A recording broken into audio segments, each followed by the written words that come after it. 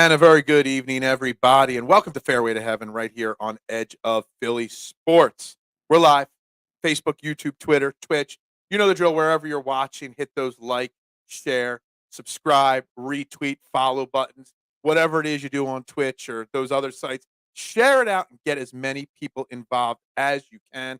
This is our second week here on the Edge of Philly network here for Fairway to Heaven. And I just want to make sure everyone gets active with this show. Ask our questions. What's up, Adam? How you doing? I greatly appreciate you tuning in, my man. But just real quick before we get started, we are brought to you here at Edge of Philly by SherryTickets.com. Make sure you check them out. Great moments don't happen. They happen with you in the crowd. Easy to use, no hidden fees. The price you see is the price you pay. Pay less, play more, SherryTickets.com. Use promo code EOP10 to get you 10% off. Or if you need a personal touch, call them 610-494-5050. Not just sports tickets, golf tickets, concert tickets, theater tickets, whatever you want, they got it for you. Family owned and operated since 1946. SherryTickets.com. Again, use promo code EOP10. It lets them know that you heard about them right here on EOP and Fairway to Heaven. I'm your host, Phil Stiefel, at Beard of Knowledge. We got Jason Sullivan, as always, next to me. Good morning, or good evening, Jason. How you doing today? Dude, I'm doing good, except for one thing. You didn't tag me properly in the post, so it's your first time doing a show, so it is my first time ever doing a show. My apologies. I'm just messing with you. I'm happy that Real Golf is back this week. What about you? Real Golf is excellent to see back. We spent last week talking about it. The whole 200 people that watched the show last week because nobody wanted to talk about the Zurich Classic. And honestly, Jason, I didn't watch 1 second. I didn't even check my DraftKings account, but 3 times the entire weekend. I watched a little bit on Sunday just because I saw that Rory and Lowry were in the mix, but it was cool to see them win. I mean, I could care less about the whole DFS thing, and I wish it wasn't part of the deal, but that's okay. Yeah. What is up, Stewie? What is up, Deebs? Kyle is in the house. Have fun at Universal. I'm jealous that you're on vacation and not working. Sue, of course. Kyle never misses a moment to put a Justin Sue comment in the comments of this show. It was boring as expected. Stewie, you weren't in last week, as most people decide not to podcast or do stuff or watch stuff. I still wish we talked about last week that Dell match play over Zurich because team golf sucks. Stewie, I'll go one further. I don't even enjoy the Ryder Cup or President's Cup that much. Wow. I don't. Yeah. I mean, I get it, but I don't like it. See, I like the Ryder Cup. I mean, President's Cup, why? USA always wins, so it's not really that compelling. But Ryder Cup's got the whole country thing going. I don't know. It does not do anything for me whatsoever. I feel like I'm watching a big scramble. You know, it's funny too. I think it's a lot of that. Is why you feel that way, and I think a lot of people feel that way is because there's no you can play DFS, but I mean, I haven't heard anybody be like, "Yeah, I had a great week." It just doesn't happen in these team events. Yeah, no, it's the complete anti DFS and gambling type thing. What are you going to bet on the Ryder Cup? You know what I mean? Team USA for -120 or Team Europe for -110. That's your main bet, and I don't like it. I'm glad to get, even though this week is such a weak field, I could care less. I'd rather this week's weak field, and it's getting weaker after weaker. With all the withdrawals and stuff, I'd rather that 1,000 times over than any team event whatsoever. I completely agree with it too. I was actually hoping that Zalatoris would stay in it just because I was hoping he'd soak up some ownership. Yeah. I was not going to play Zalatoris this week, and we'll get into this week's the CJ Cup Byron Nelson, TPC Craig Ranch, one of the most boring vanilla courses on the PGA Tour. Basically guaranteed, unless there's a monsoon, that you're going to have anywhere from -22 to -30 this week, which weather we'll play. We'll get into the course in a second. But Will Zalatoris did withdraw today. I saw you share it out, and that's how I found out about it. I was debating, and I was chatting with Len, DFS Writer of the Year, 3-time Writer of the Year, about it. And it's do you play Jordan Spieth or not? And I had an argument to play Jordan Spieth this week. But then as soon as Will Zalatoris withdrew, all of a sudden those Jordan Spieth numbers started skyrocketing, and half the star power is gone like that this week. I think it's a combination of that mixed with, I think everybody's on the fence about the 10K range as a whole, but I think people are starting to say okay, Spieth with his course history might be the best option. I think he's starting to pick up a little bit of steam. Obviously with Zalatoris being out, that's that's not great for his ownership either. But I think people want to play Spieth. I think Right. they're going to talk themselves into it. Yeah, I'm talking myself into it. So, and here's why: because we've got obviously a very weak field. We got an elevated event next week. We got the PGA Championship in a couple weeks. There's a lot of big events. I think there's an elevated event after the PGA Championship. The way the whole entire schedule plays out, it's a perfect week to take off, obviously. But this week's course, TPC Craig Ranch, is, I said it, it's a very easy course. It's a bombers, even non-bombers succeed here because the fairways are wide open, greens are large, it's easy to hit. There's no water hazards really, throughout the course. It's long, but it plays short. There's so much that makes it easy. So the first thing before the Zalatoris WD, I'm like, well, Jordan Spieth hasn't played well this year. But this is a course, because of how easy it is and how weak the competition is, that originally he was projected like 6-7% ownership. Yeah, It's a get right place for him, and you could be different. Now without Zalatoris, that number has jumped all the way up to 11% at this point. Yeah, that's what I was worried about was going to happen, and it already has. And I think people too are starting to say like they don't exactly resort course. They want to play. I think everybody's going to start their lineups in the 9K. So I think people are trying to get cute and start them in the 10, but 10-9's a lot for a dude that's been god awful for the better. It is, and I'm hoping that his ownership does come back down to earth. Let me pull it up on my side screen here. He is up to 10.8%. I know earlier this week he was at the 5% range Monday afternoon and stuff like that. Zalatoris was in double digits, and now he's still at 6.1, even though he withdrew. So there's a lot of people that haven't edited their board yet. So, his number will go down, Spieth will go up. But it's such a weak course. And I was reading an article, I forget who I was reading. They were talking about on these weak fields about a strategy. And that's what I want to ask you. There's two different strategies this week because there's no good 10K range. You could hypothetically, and I didn't do this, but you could hypothetically build like a 14-person player pool. Start at like 7,300 and go up to like 92 or 9,300 and just build like a lot of guys clicking 10, 11 times, build some lineups in that range.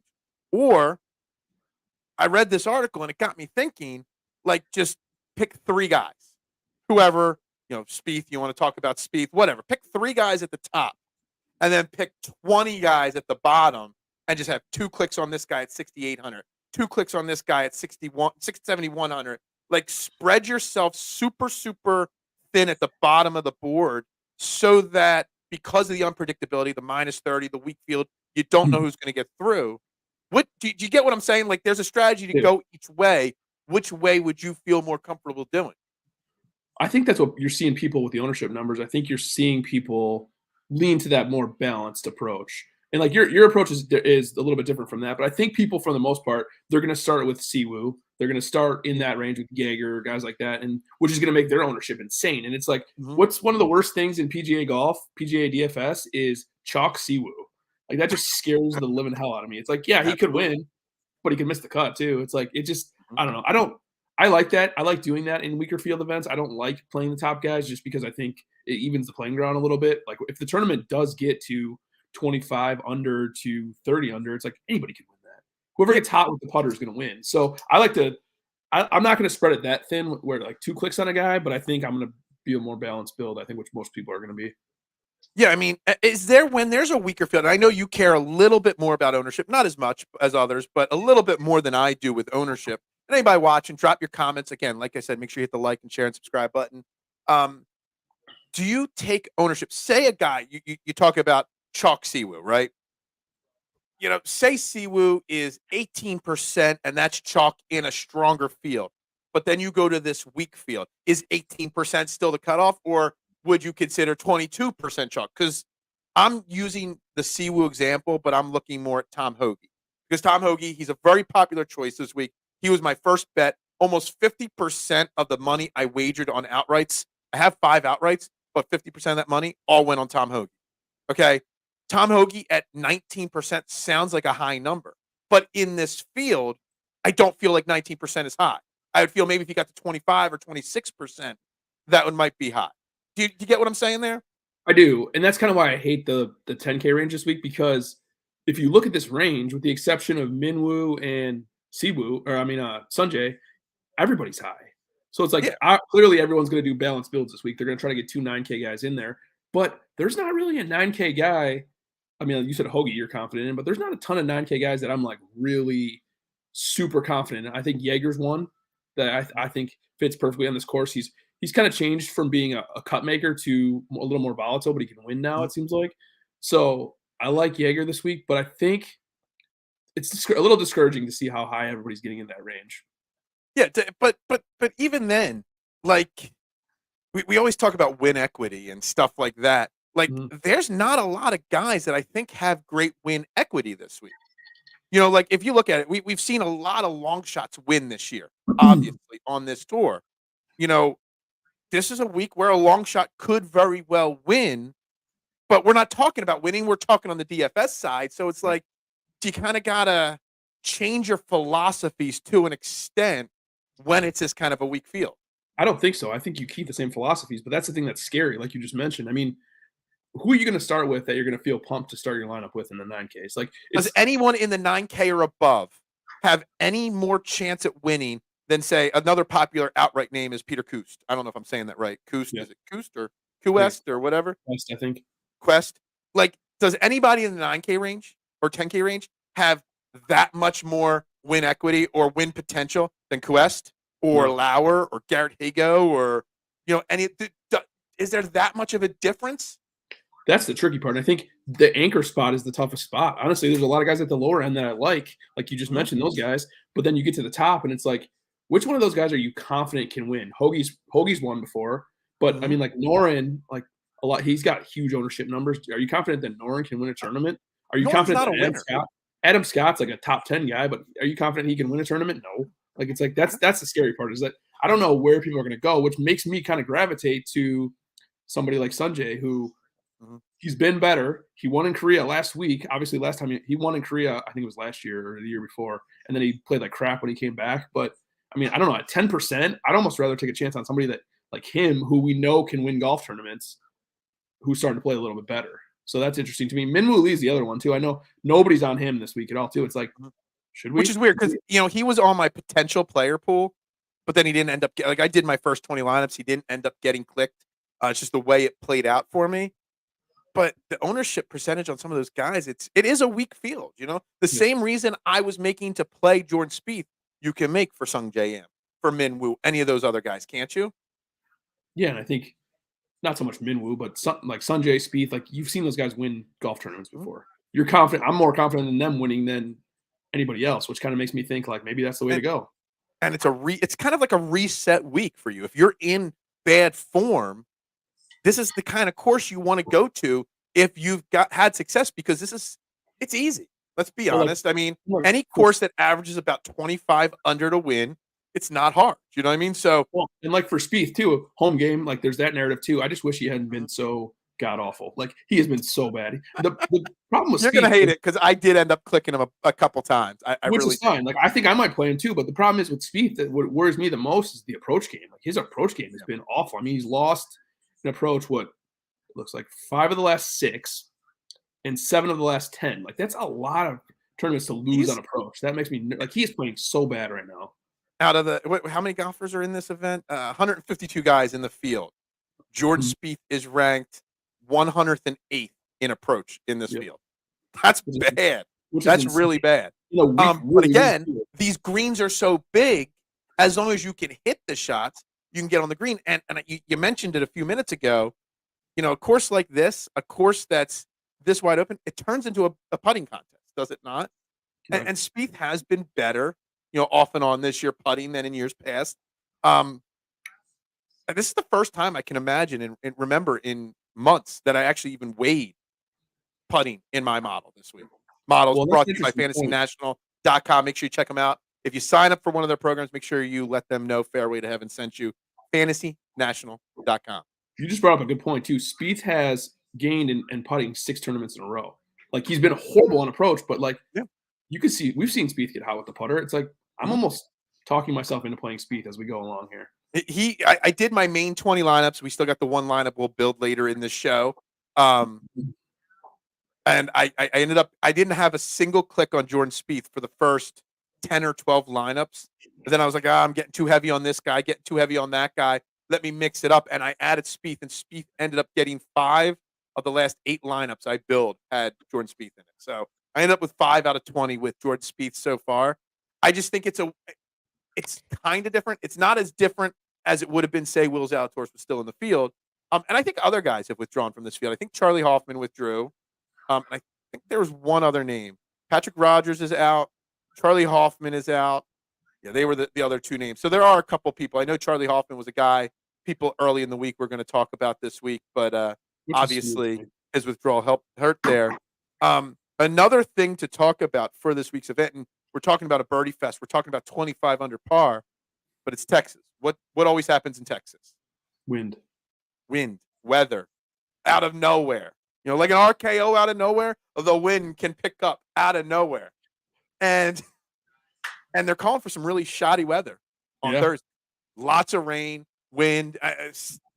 Friday through Sunday, it's just sporadic wind and rain. But Thursday's going to be bad. In a birdie fest contest that's going to have at least one day of bad weather, don't you want guys that have got experience? Like, you don't want to go to, say, someone that's 6,300 that's mostly on the Korn Ferry Tour or, playing sporadically, or a sponsor's exemption, if that weather's going to kick up, do you? That's a good point too. And that's one of those things that Fantasy National just changed recently, is that you can click on Texas as one of your filters, like Texas courses. And there's certain guys like Spieth, for example, who just play good in Texas. He's from Texas, obviously. So that's an interesting point. And I want guys 100% that play well in Texas, because like you said, wind can kick up at any point. It's supposed to be wet on Thursday. That's another thing too, is pay attention to the weather. See if there's a wave stack that comes along. And I always build anyway for wave stacks, even if there isn't one. So is there a state that, when we say play Texas golfers in Texas, is there any other state that we talk about like that? Like, we talk about Siwoo Kim on the Florida swing, but we don't talk about Florida golfers in Florida. Like, we talk about, LA with with Max Homa and Colin Morikawa, and that's about it. Like, I don't think there's anything quite like the Texas swing on the PGA Tour. It's different. It's just different. Desert golf is just different. You see, like, a lot of correlation between desert golf of, like, Australian players and Texas players. It's like there's something to it. I think Texas is probably the biggest advantage of any of the states. Do you like courses like Craig Ranch, which are pretty plain and pretty like? Don't you expect or want something a little bit more difficult on the PGA Tour? It's not even the difficulty for sure, but I just feel like I hate more than anything is the no rough. That's my biggest pet peeve for whatever reason. It just bothers me. It's like there's no penalty. You can blast it 50 yards off the fairway and there's no penalty at all. Like, I just don't like that. Yeah, I agree with you. That makes it very difficult to eliminate certain people when that happens to an extent. Right, exactly. And it's like, there's a lot of courses that are like that too. I mean, like Detroit's like that. Rocket Mortgage, just like there's no penalty at all, and it's just boring golf to me. Like, what? I mean, outside of the weather, what is a defense for this course? Well, there's a lot of water. Defense outside of weather? There's a lot of water, but it doesn't really come into play all that much. I think there's 13 water hazards, I think it's 13 water hazards, and then there's 80 bunkers. But I think it's one creek that just runs throughout the course, right? It is. And there's 80 bunkers, but it's like you never hear anybody say like, "Oh man, there's so many bunkers they come into play." It's like they don't really come into play. It's just it's better. The last article I read this week did talk about the correlation between sand saves, that if you're really bad, in the sand, it can correlate to not successful finishes. Yeah. But the greens are so big, if you're a solid approach player, you shouldn't ever be in the bunkers anyway, right? That's what is tricky about this course, is that there's always like well, don't do this, but if you do that, at least, you know what I mean? Like, it's like you just said, that point, like if you spray it off the tee, like, well, there's not really any rough. So it's like, there's always like a yin to the yang in this course. And I don't love that. No, it makes it very difficult it's I'm glad we're off of team golf, but this is the toughest week to come out of team golf because it's just a tough event. Like, this event's been moved around the calendar a few different times. This week is a tough week because you're coming off the team event, you're coming off the Masters, and then you got multiple elevated events and majors this is a perfect week for people to take that break. You know what I mean? And makes it It's very also difficult. tricky too because this is another course where course history does not matter here. Like Yeah. you go through guys' histories of if they have a top 5 finish, they probably have a miscut too or a T60. You know what I mean? It's like there's no correlation at all. Yeah, absolutely. We're going to get into the the tier by tier breakdown in a second, but a couple quick sponsors here. Make sure you check out phillysportstrips.com. They're running a great promotion. If you want to go see our Philadelphia Eagles or the Green Bay Packers in Brazil, week 1 of the NFL season, check them out, phillysportstrips.com. Let them know EOP, Trend in the AM, Fairway to Heaven sent you. They do self-travel packages, full travel packages, flights, bus trips, not just for the sporting events, for concerts and all different kind of things. Check them out, phillysportstrips.com.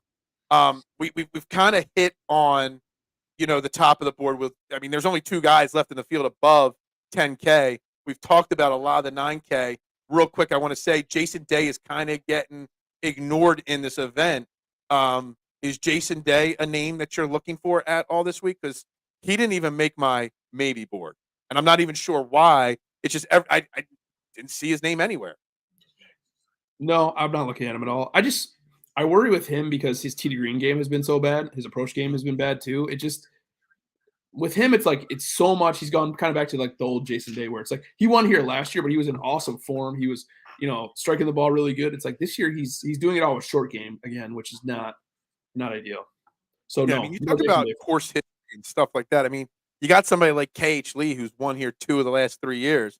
KH Lee is not a great golfer.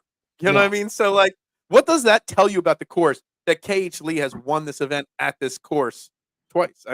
That says a lot about him, in my opinion. There, the rest of the 9K range. You mentioned, and we mentioned Siwoo and Sung Jae, Scott Norman. I think we've covered pretty much everybody. I love Tom Hoagie. Tom Hoagie's been playing great golf. And I really, truly believe he's not the longest hitter, but he's a good enough hitter and great with his approach. He's such a well-rounded guy. I really think he could get a win here this week. I highly expect Golf Tip Checkers or whatever that account is on Twitter that tracks everybody's outright bets. I strongly expect Tom Hoagie to probably be one of, if not the most bet golfers to win this event. If you had to pick besides him, like another golfer that you'd pick in the 9K that is like a staple, who would it be? DFS wise this Yeah, week. DFS. Hold on, because like I said, I've done 20 lineups. Let's see here. I went 7 clicks on Adam Scott, 7 clicks on Steven Yeager, 6 clicks on Siwoo Kim, and then 11 clicks on Tom Hoagie. That's out of 20 lineups. Okay. So I went pretty heavy on that 9K range. You did. Really heavy. But it's also because it was easy to balance it when we get down to the 7K, especially middle, low 7K. There were a couple golfers that I thought were great fits, great plays for DFS this week. So it was very easy to build 3 9K guys and then 3 7K guys to make a very balanced lineup. Same thing with the mid 8s. I built multiple lineups with 4 8K guys. You know what I mean? So it's very doable this week. I've got 1, 2, 3, 4. I got 4 guys in the 6K range I played, but combine those 4 guys, there's 8 clicks total. Mm-hmm. So I was able to have a 22-person player pool, but really stay away from those guys as much as possible. Yeah, no, I see that for sure. I have a few that I like in this range. 2 are actually kind of contrarian a little bit. I mentioned him earlier. Sunjae Im been playing a lot better. Won last week in Korea, so I like him. Steven Yeager's won. I like him, of course. And then Tom Kim.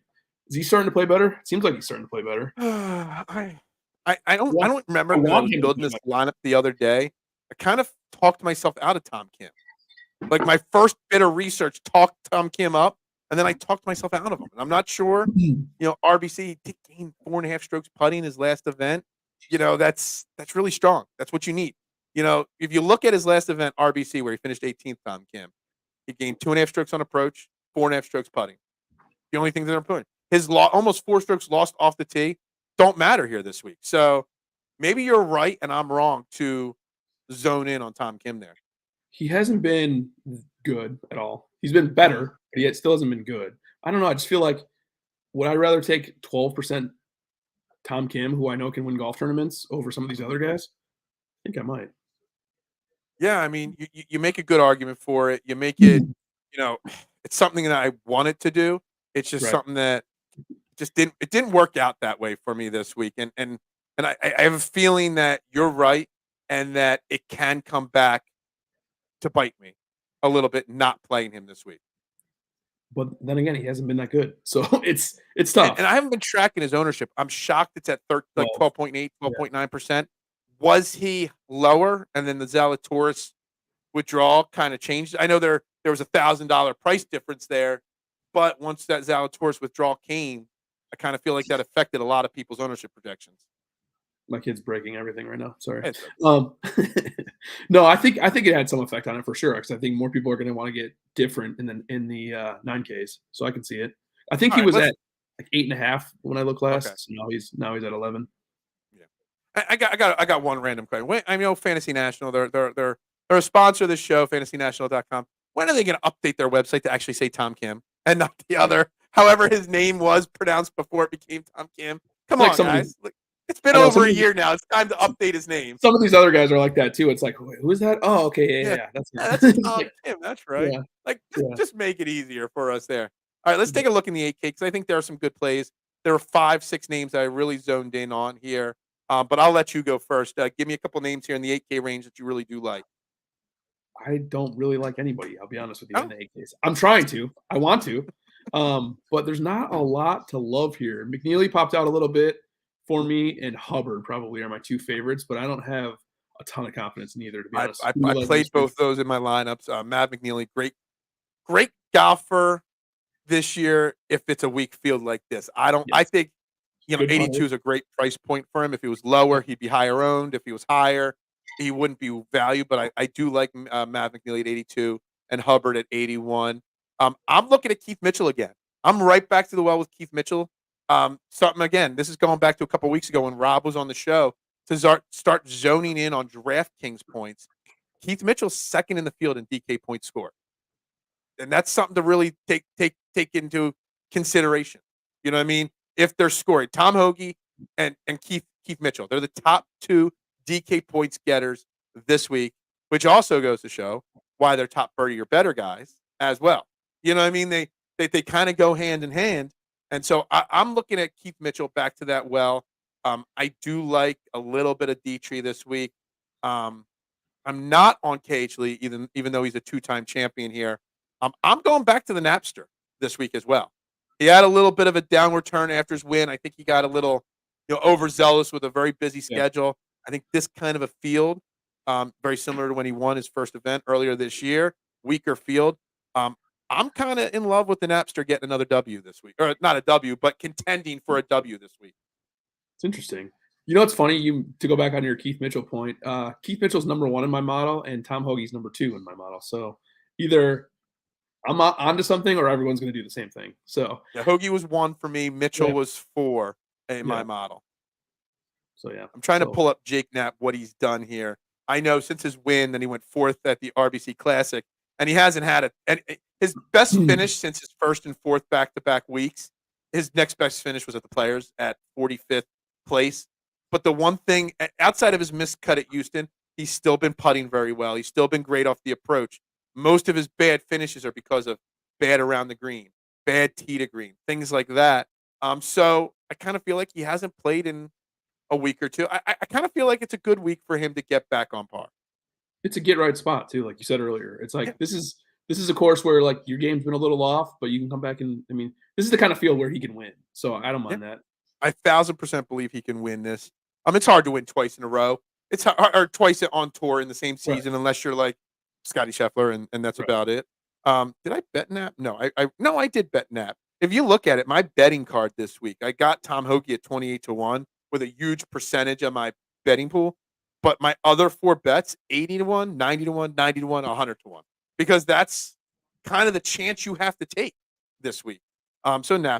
Nap's the other guy. If you didn't like the 8K, that means you've got a Tons in the lot of seven love for the K. 7K then. I do for sure. Okay. 7K. Want to do like the top half of the 7K first? Sure, let's go top half, yeah.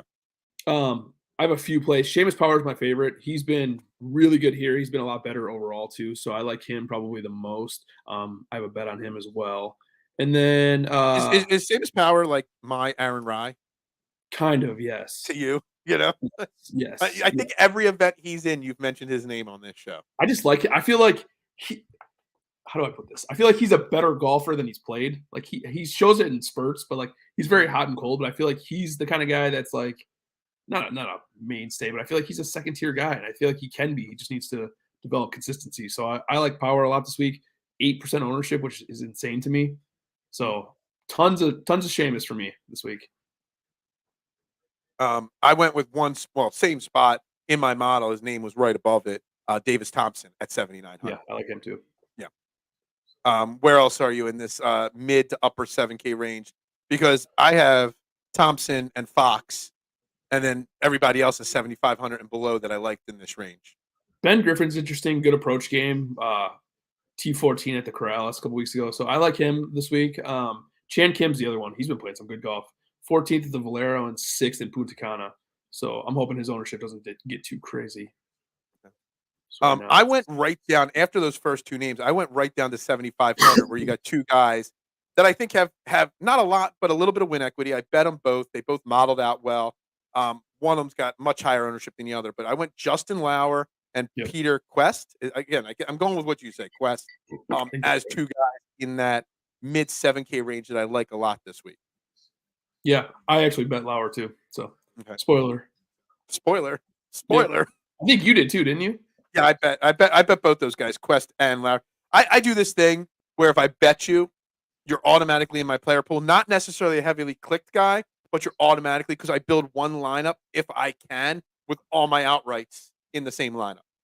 So yeah, I got Quest and Lauer both at 90-1. So I think they're two, for 90-1 for those two guys and their prices. And Quest is at like 14.5%. Lauer's about 12%.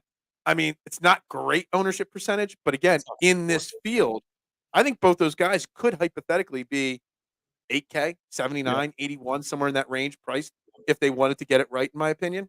I agree. 100%. Okay. Who do you like going further down the board? Yeah.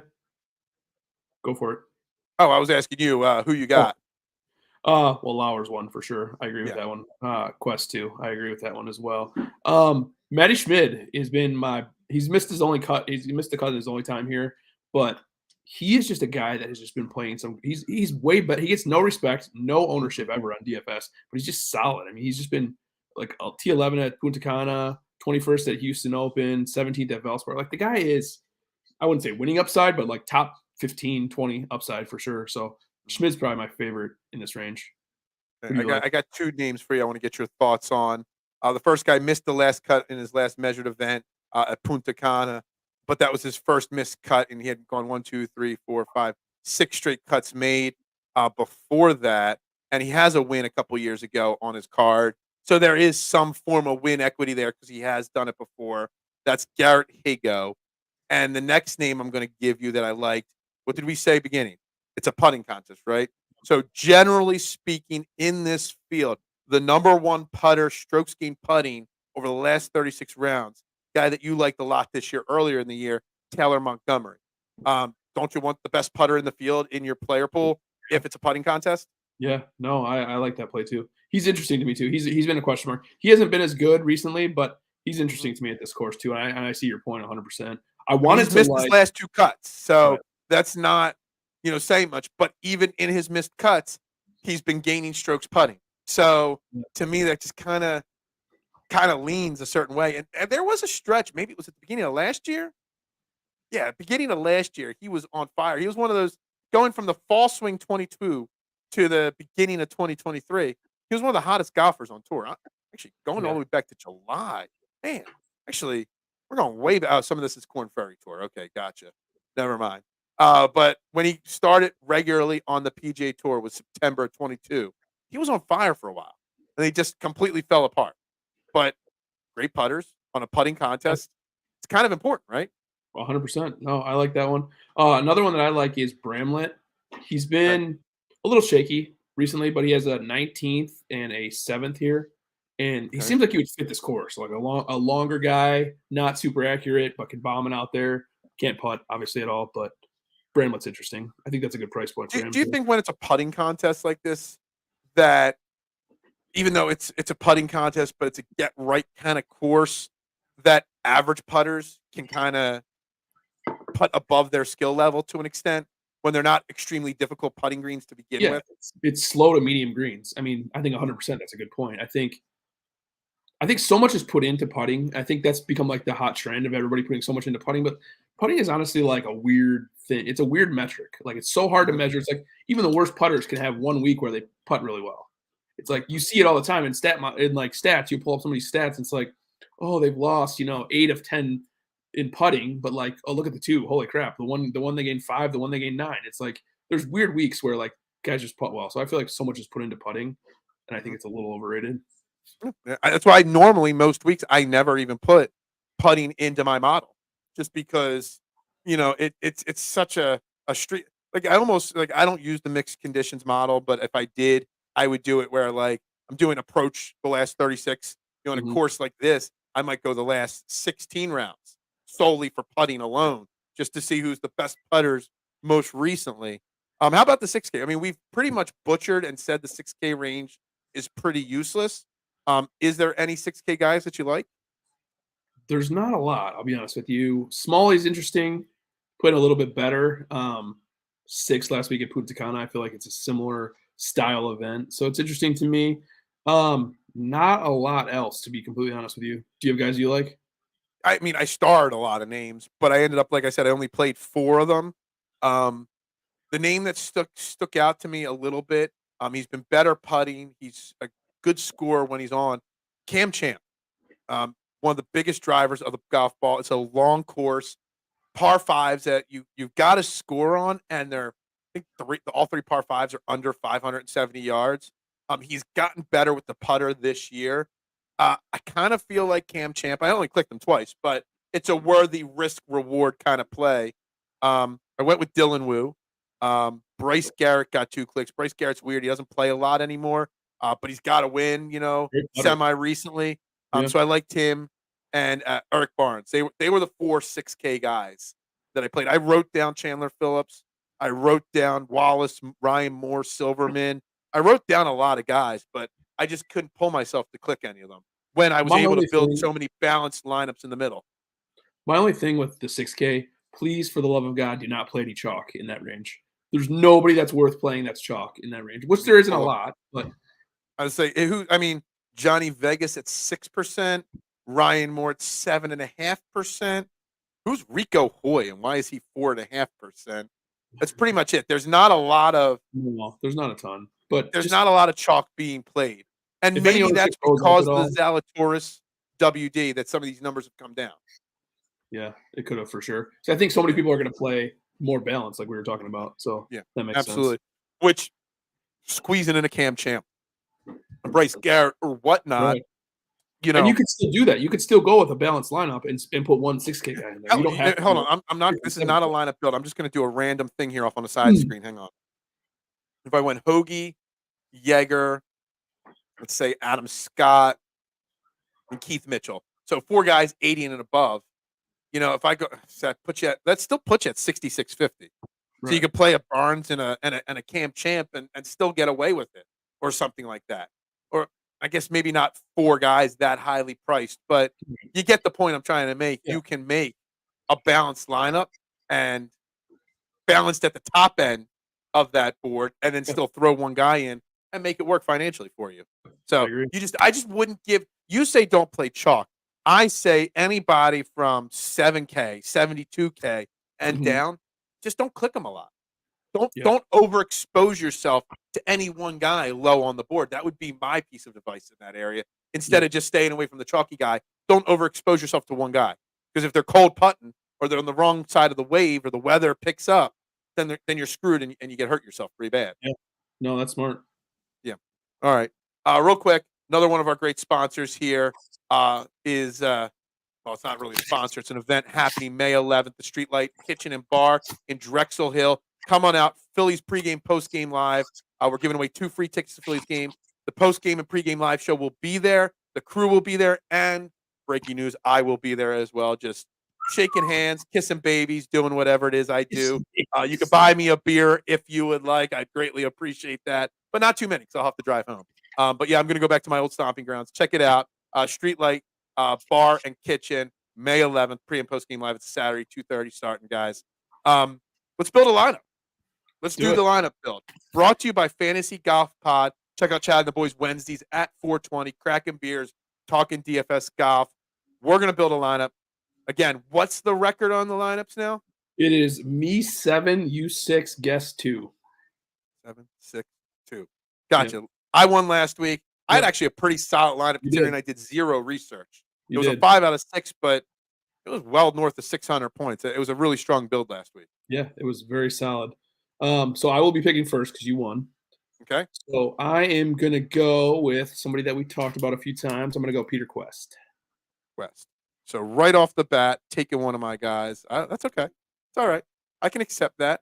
I'm just going to go then because that's where I was going to start. Actually, let me see here.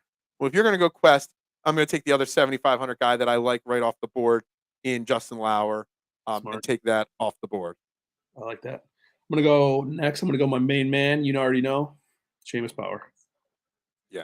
You didn't have to worry about me taking Power at all. And you know what else I'm going to do, Jason? And I don't know whether I'll get to it tonight or I'll do it first thing in the morning. I'm going to run a poll on the Fairway to Heaven Twitter page. So make sure you're following us. The Fairway, the number 2, Heaven _. And we're going to get votes from everybody. Who built the best lineup? And we're going to take a poll to see who's going to win. And we'll see if the viewers, and we should have been doing this all along, to see if the viewers guess whose lineup is actually better. So I'll work on that later night while I'm watching the Sixers lose their season. So you went Quest, then Power. I went Lauer, and I am going to follow up Lauer with Davis Thompson. It's a good pick. I'm going to stick with the value plays. I am going to pick Joseph Bramlett. Bramlett's a guy I read, and I just stayed off of him. You know, I don't know why. It might be one of those moves that hurts me. It might not. Then I'm going to stay down at the lower part of the board, and I'm going to go the Napster, Mr. Nap, 8K. That's my third pick. All right, I'm going to do it. I'm going to go Jordan Spieth. All right, you went for Spieth. I did. What's that put you at with 4 people left? I have 2 picks left. I have 8,250 left. That's really solid. I mean, I'm 3 picks in, Lauer, Thompson, and Knapp, and I got 88 and change left. So this is the thing. You don't have to go super low, and you can build really strong lineups like this. All right, so let's see here. Let me go up a little bit, try to find somebody here. We're going to go Adam Scott at 9,600 with my next pick. So what are you at now? So I got Lauer, Thompson, Knapp, Scott. It leaves me 8,500 left with 2 picks to go. Okay, I'm going to go with – I got a weird feeling. I'm going to go Tom Kim. I think it's a really sneaky good play. A guy that people should be more on, and he just isn't. And I like it. I like it a lot. All right. We'll go. I'm trying to figure out the best way to go to leave the most money on the table for my last pick. Guy, we didn't talk a little or too much about this today yet, but I think he does fit well. Had a solid, okay week at the Masters, but we're going to go Ryan Fox with my next pick. Ryan Fox, okay. For the last pick, I'm going to go with somebody we also did not talk about. I'm going to go Taylor Pendrith. He was on my board, Taylor Pendrith. But then just the way it played out with the dollars as I was building the guys I loved, Pendrith just got skipped, and I got through about 16 lineups. I'm like, oh, I didn't play Taylor Pendrith. I'm like, well, it's too late to put him in lineups now. So I kind of just skipped over him this week. But a really solid golfer, especially in the weaker fields. What does that leave on the table for you? Your $6 pick? $100. Okay. Yep. All right. So I'm going to leave a couple $100 on, and I'm just going to go with Tom Hoagie, my pick to win the event for my last pick. So that's it. So we're going to run a poll on Twitter. Jason's lineup of Quest, Power, Bramlett, Spieth, Kim, and Pendrith versus mine, Lauer, Thompson, Knapp, Scott, Fox, Hoagie. And if you notice, we made 2 lineups completely different there, and none of them we didn't have to dip. Who's your lowest guy? Mine's 7,500. My lowest guy in my line. Bramlett, 72. Yeah, I mean, we didn't have to dip too far down for this, and I love that philosophy this week, not having to dip too far. Hopefully, I win again. So, what's going on with the one and dones? We didn't do one and done last You did week not with the do one team last event. week. No, you have reopened your lead. You're up about $400,000 right now. But the real question is that we haven't talked about. Actually, I'm sorry. You're actually up more than 400. You're actually up 800,000. I thought it was like 750 or 800 or something. It's 800. So the real question is, you cannot pick Hollywood Hoagie because you have already used him. So I know. I've been using my notepad as a coaster for my glass of water under the desk, and I just pulled it. I've taken Kirk, Tom Kim, Decky, Hoagie, JT, Cam Young, Fitz, Tagala. I've taken McNeely already. And there's been a lot of events this year already. Mitchell's off the board. A lot of guys I like are off the board. So you know what? I'm going to go crazy here. This is a big reach with my one and done. Because when we get to the majors, I know I won't be taking him.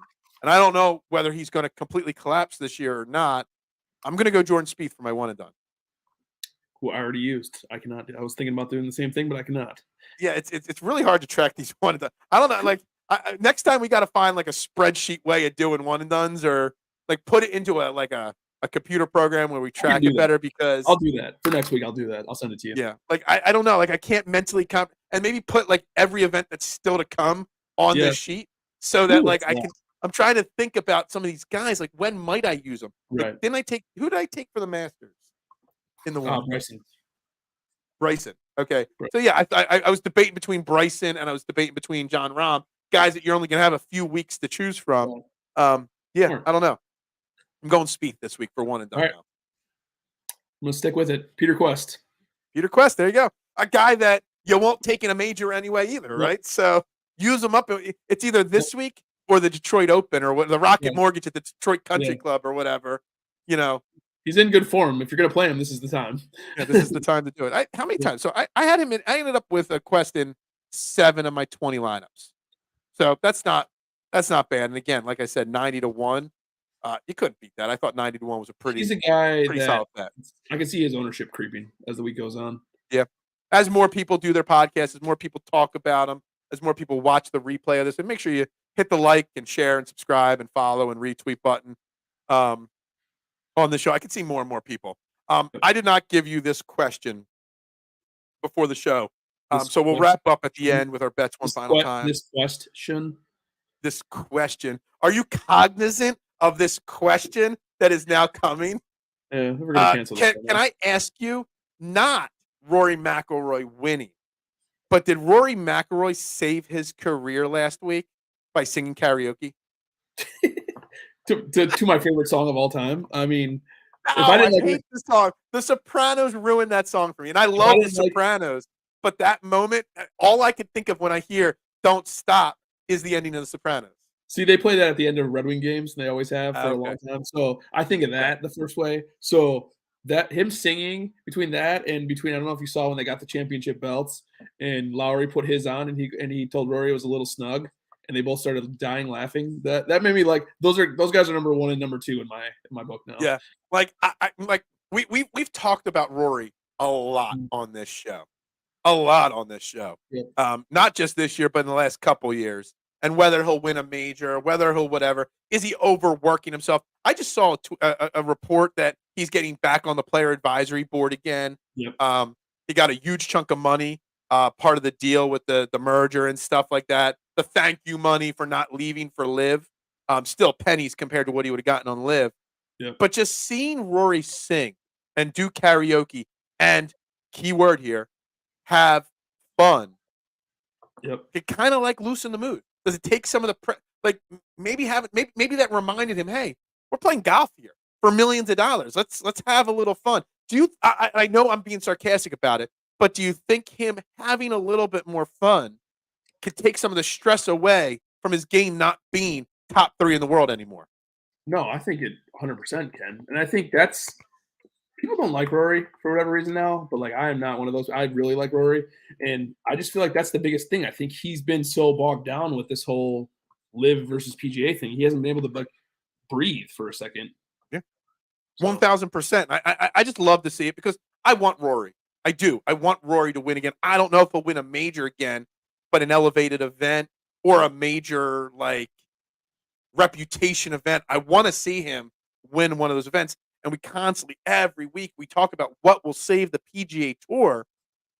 And Rory in contention. I mean, I know Scotty Scheffler is the best golfer hands down in the world, but he's not a personality. Rory's got the personality. Rory's got the followers. Rory's got the people that hate him or love him. Yep. Rory having fun and Rory getting back to what he does best will be good for the game of golf massively over the next 6 months to couple years. I mean, even if he does not complete the career Grand Slam, even if he doesn't win a major, him being back to old Rory, I think it's perfect for the game. I 100% agree. Yeah. I'm glad like we're on the same page with that. He's that polarizing figure too. I think we've been talking about that before. He's not a villain, but he's that polarizing figure where you either love Rory or you hate Rory. Yeah. Like so I don't know. I think it's 1,000%. 1,000%. I love to see it.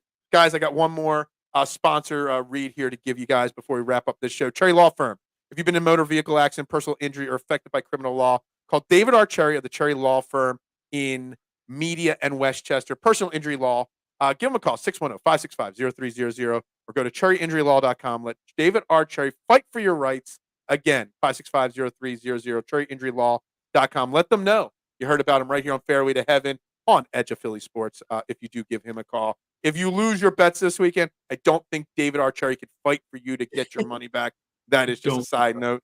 When I beat you again, Jason, in one and done, and in our lineup, you cannot sue me with David R. Cherry. Just going to say. Can I ask one question to you, speaking of beating each other? Who do you think – not really. Our teams. What? Anyways, so, okay, you like the Eagles draft, right? Absolutely. On paper, what do you grade it?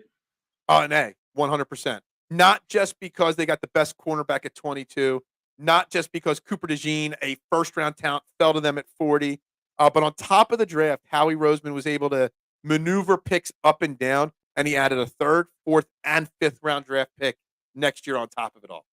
I think he added a 3rd from us, right? I think it was from you, the 3rd round pick. Yeah. One of the picks was from Detroit. Like, Howie Roseman is masterful at trading back, collecting 4 assets, then using 2 of those assets to trade back up. And that's basically what he did.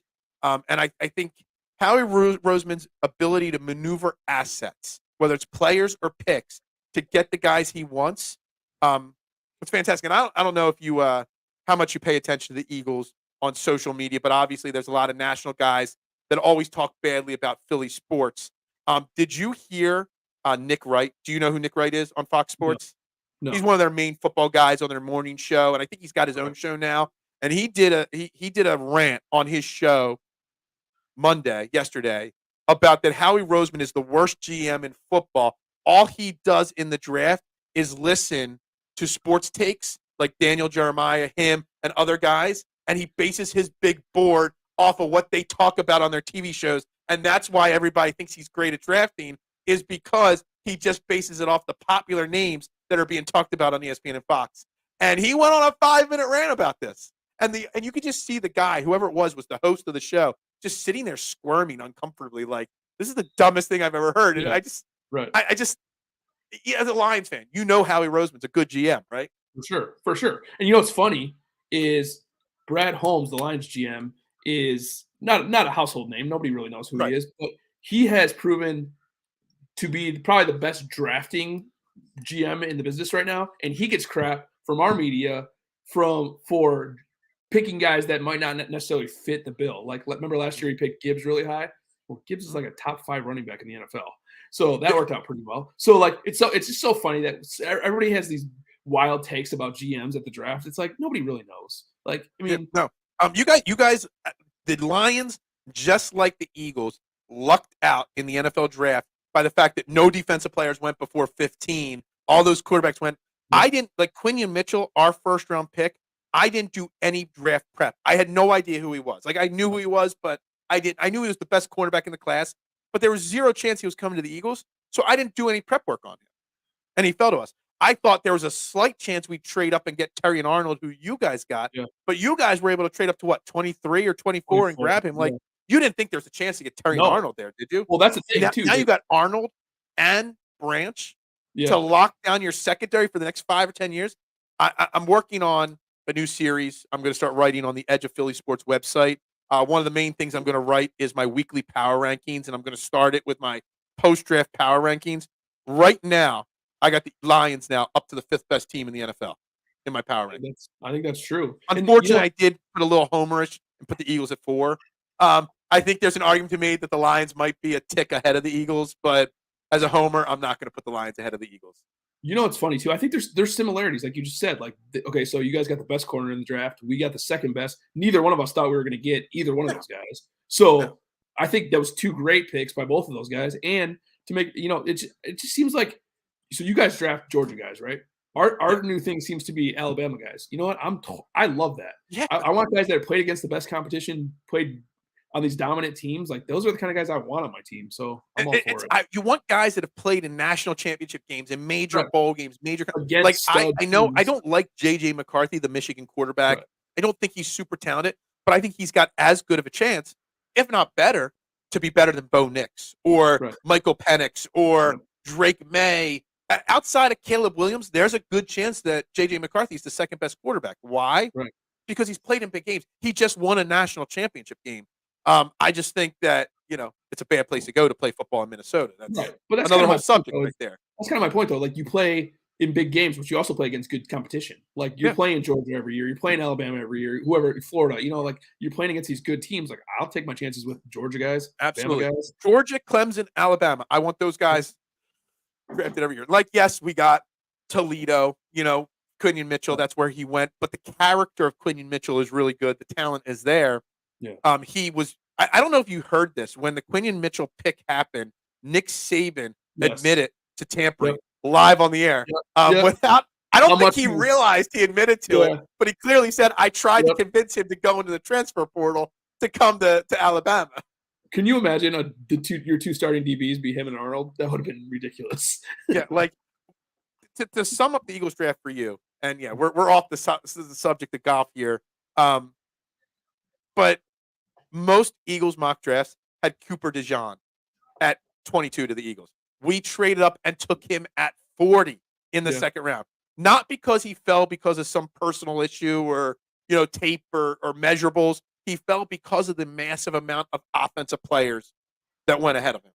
I mean, because people like the Falcons had to take Michael Penix at the 8th pick. All that stupidity ahead of the Eagles fell to make it a great draft for us. Yeah. It's like our second pick too is a corner from Missouri. It's the same thing. It's like he didn't have a good combine showing because he was running with a groin injury. So they said he was like 70%. Well, that's a first round talent that we got at 61. So I'll take it. The combine is the most overrated thing. Like when I see people talk about their 40-yard dash at the combine, I don't pay it any mind. That's like you saying, well, Jordan Spieth was really warming up on the range really well today, so he's going to have a really good round. No, it does not mean that at all. So once I want to see the people in the tournament or on the field of battle performing well in big moments. Tell me Jordan Spieth will play well this week because he's got great experience winning the Masters. Yep. Not that he had a good range session. You know what I mean? Same thing translates to football, in my opinion. Exactly. I agree. So, all right. So, final to wrap this up, Fairway to Heaven, CJ Cup Byron Nelson at TPC Craig Ranch. I got Tom Hoagie, 28-1. My most clicked guy. He is the guy that I got winning. Jason, again, who do you got winning? Peter Quest. As your number 1 pick. Peter Quest. Peter Quest. And I like that. That's 1A, 1B for me. Make sure you guys stay locked into Edge of Philly Sports. We've got 5 more shows coming your way tonight. We got the Kelly Green Hour starting right now as soon as we get off the air. We got Birds of a Round Table. We got Chalk Talk with Shane Haff and company. Then we got Sixers and Phillies post-game live. And, of course, I'll be back tomorrow, 8 a.m. for Training the Aim. We got Martin Frank, Eagles beat reporter from DelawareNewsJournal.com, joining me at 8:30 tomorrow. So, guys. One question. Sixers win tonight or no? Do they win? I don't know. Hopefully they do. I don't want the season to end yet, but they probably lose tonight. You like to bet a little bit. This is a scary thing that was brought up by my guest Sean Bernard this morning. The Sixers to come back and win this series is only 6-1 odds. Oof. Doesn't that tell you that they still have a chance? They do. Like the Knicks winning in 7 is 10-1, but the Sixers coming back and winning in 7 is 6-1. Is that not kind of weird? That is weird. That's really weird. Really, really weird. And guys, stay tuned. Fairway to Heaven next week. DFS Writer of the Year, 3-time Writer of the Year, 5-time nominee, Len Hochberg will be joining us from RotoWire, Senior Golf Writer, Sirius XM Fantasy, and lots of other things.